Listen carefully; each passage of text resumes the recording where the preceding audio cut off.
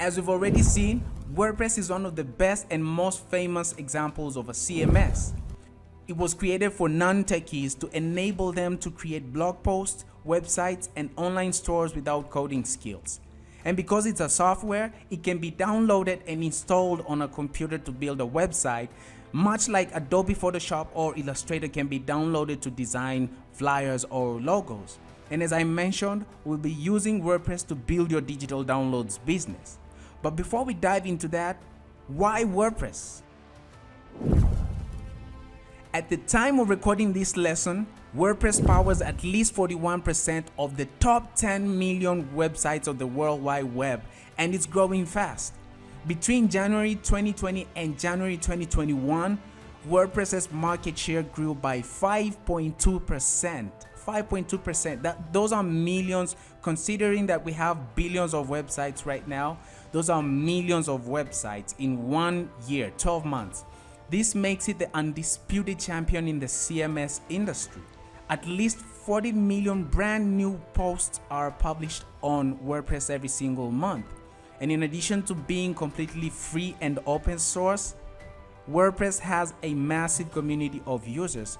And that means no matter what problem you might encounter as you're using it, as you're creating your content, someone else probably already faced that same problem you might be facing now and found a solution and shared it on a forum or WordPress community somewhere.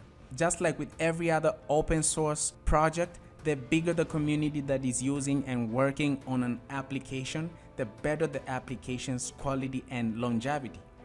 And as if that's not enough, WordPress also offers a wide array of free and premium plugins with which you can extend its functionalities, so that whatever WordPress cannot do out of the box, you can extend with plugins and themes.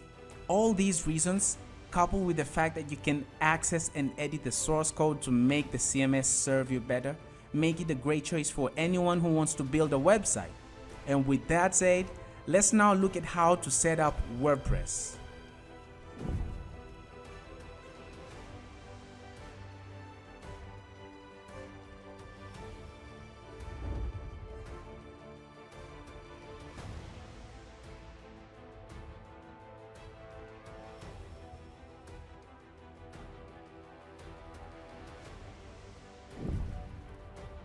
We've already seen that the CMS can either be a cloud-based platform like Wix, or an on-premises installation like WordPress from WordPress.org.